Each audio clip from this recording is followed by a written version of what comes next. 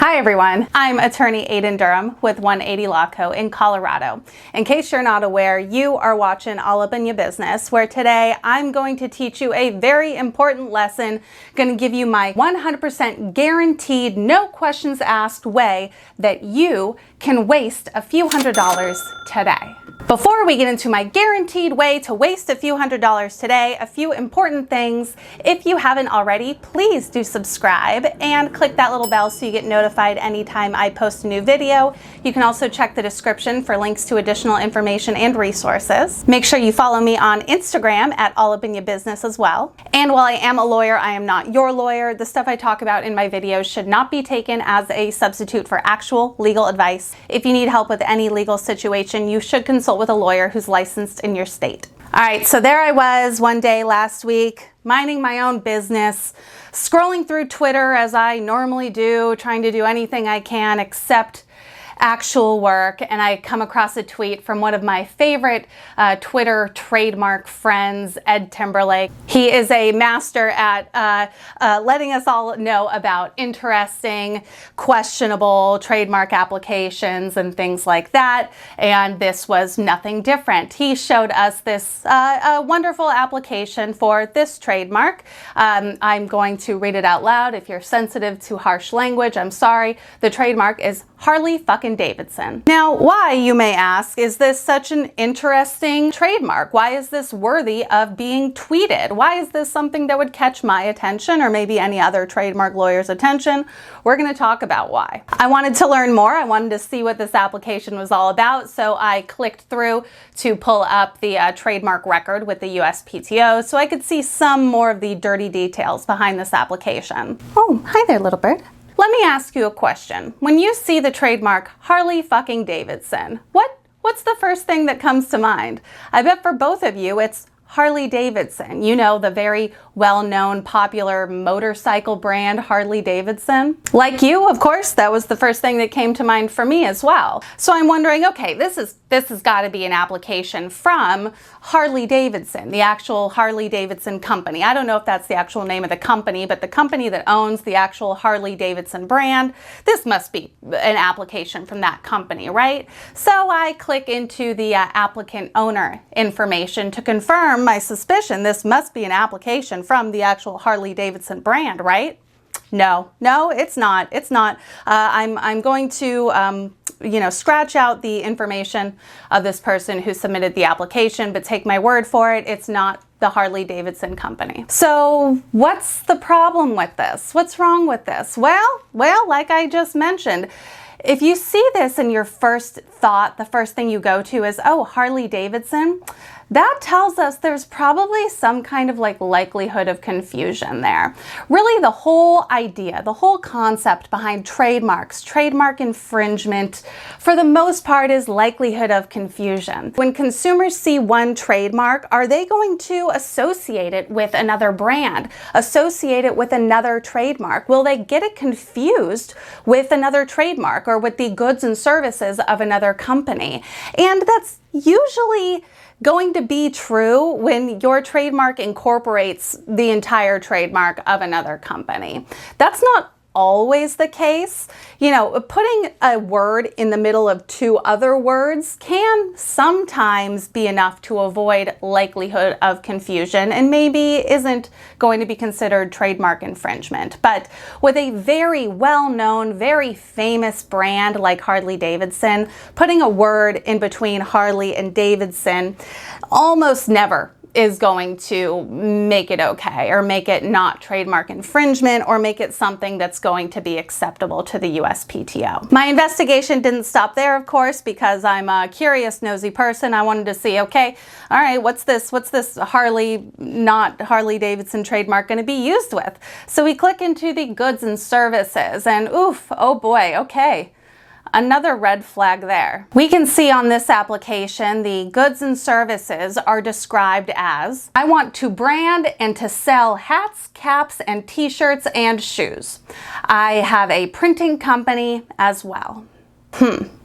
Well, I don't know how best to explain this, but that's wrong. That's just not correct. So in case you're not aware, on the trademark application, we have to specify the goods and or services with which the trademark is going to be used or that it's already being used with. The way we're supposed to do this is to use, the plain terms, plain descriptors to describe the goods and services.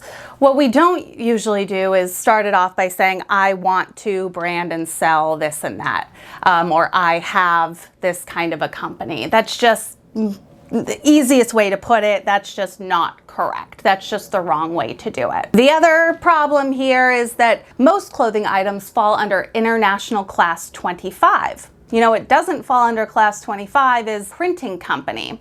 We don't know exactly what this applicant will be printing or what their printing company does, but what we do know is that a printing company is not in the same international class as different clothing items. So there's a little bit of an error there too.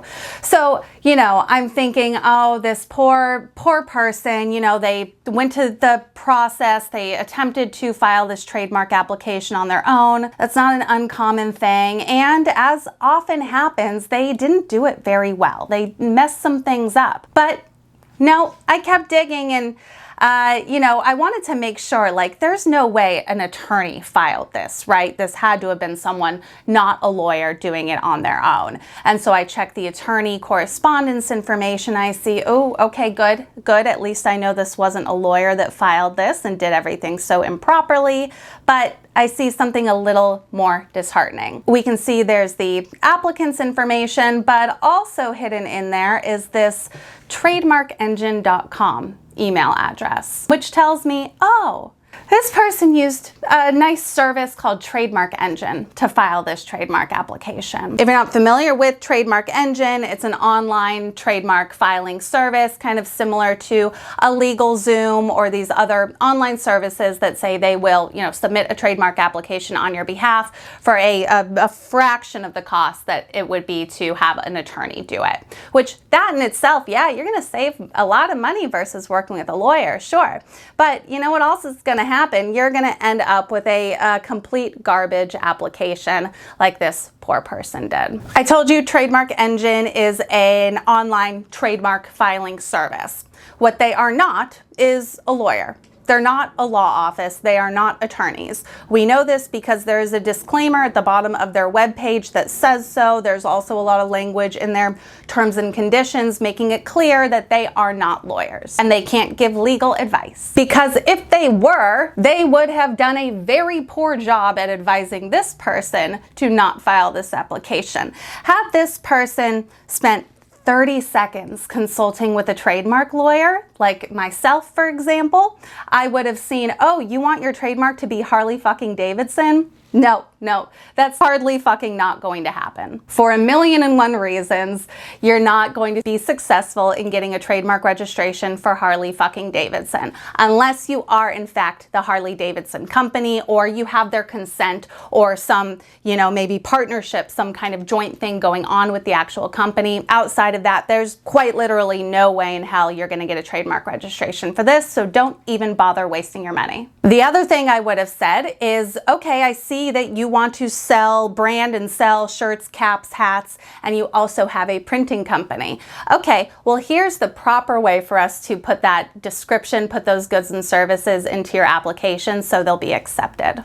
But that didn't happen because, of course, unfortunately, Trademark Engine isn't a lawyer. They're not a law office. They can't give legal advice. So there's no one there to tell this person, don't bother moving forward with this. It's going to be a complete waste of money.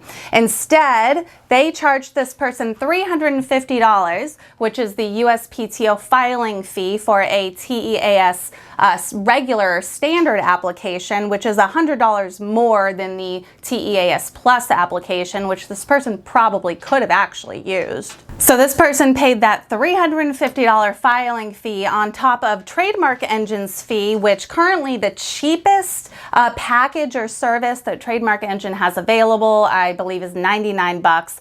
This person could have paid the higher one, I'm not sure. But so this person paid at least $449 for a trademark application to be submitted, which I can guarantee is not going to be approved. It's not going to get registered.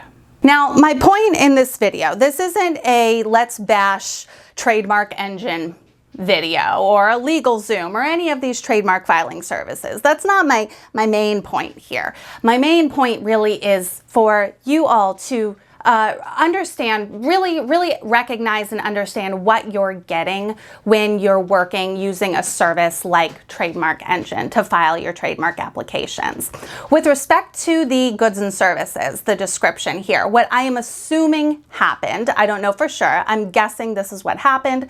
Trademark Engine, you sign up for their service, you pay, and then you complete a questionnaire. Their questionnaire asks you what the trademark is, and then they do a direct hit search, which is something that all of us can do for free on the USPTO's website. We can go to their TESS trademark electronic search system and type in the trademark we want to use. And if 0 results come up, that means there's no exact match for that. So they do a direct hit search. Of course, there is no registration or application for Harley fucking Davidson already. So, you know, their direct hit search doesn't come up with any results. Fine. On that application, they also request information on your goods and services. And so what this person did is they typed in, I want to brand and sell shirts, hats, caps. I also have a printing company. And then whoever is behind the scenes at Trademark Engine copied and pasted that description into the trademark application. Because again, they're not lawyers, so that they can't talk to the client then and say, well, wait, this isn't actually the language that you want to use for the application. We'll correct it for you. Let's get some additional information so we know we're putting the right thing into the application. That doesn't happen. They're copying the language that the person put into the questionnaire, put it directly into the application with 0 regard to, is this correct? Is this going to be approved? Is the USPTO going to accept that? None of that happened. And that's why when I'm talking about these kinds of services, and often when I'm talking about my online DIY trademark course, Brandish, this is my online course where I teach you step by step how to submit a trademark application without a lawyer. When I'm talking to people about my online course and stuff, I say it hurts my heart. I feel poorly for people who use a service like this, because if you knew better, you would either do it yourself or you would work with a lawyer. Because if this person knew better, the info they're putting into their questionnaire on this Trademark Engine website is just going to be copied and pasted onto the trademark application on the USPTO's website. So they could just skip the middleman and complete the application themselves, but they think Trademark Engine is going to do some magic, do some legal magic in the background to make it better than what they could do themselves. But we can see here that's really not the case at all. And so, at least in my opinion, as between doing it yourself, having a service like this do it for you, or working with a lawyer, of course, working with a lawyer is going to be your best option. That's the best thing that you can do for yourself if you don't want to waste money and you want to make sure you've got a good shot at getting your trademark registered. Work with a lawyer. Short of that, though, doing it yourself in an educated, informed way, doing some research, learning how these things work, using my online course Brandish to learn something about it, and then doing it yourself is most likely still going to be the better and more effective way compared to using some of these services. Because at least if you totally screw it up, at least you're only out the USPTO filing fee, and you haven't paid this service to do quite literally nothing for you. So, in summary, if you want a surefire, guaranteed way to throw away a few $100s, it's by using a service such as this one to file your trademark application. Of course, the better option, what I always recommend, what I suggest, is to consult with a lawyer. At a bare minimum, consult with a lawyer. Like I said, if this person had even spent 30 seconds talking to a trademark lawyer, they would have saved themselves a few $100. My consultation fee my current consultation fee is $99 for 20 minutes. This person could have paid me $99 and I would have saved them the $350+ and told them, don't do this. Anyway, there you go. I'm gonna get off my soapbox now, I guess. If you learned something, give me a thumbs up. Make sure you subscribe if you haven't already. Click the little bell so you get notified anytime I post post a new video. Check the description for links to additional information and resources, including a link to learn more about Brandish, my online DIY course, if you want to learn how to submit a trademark application that won't get rejected and will actually be accepted by the USPTO without a lawyer. You can learn more about that in the description down there. And if you'd like to learn a few more ways why a trademark registration might be a waste of money for you, I've got a video on that specific topic. I will put it right here and I'll meet you over there. Thank you all so much for watching. I'm Aiden Durham and I'll see you next time. You're so sweet. Yeah.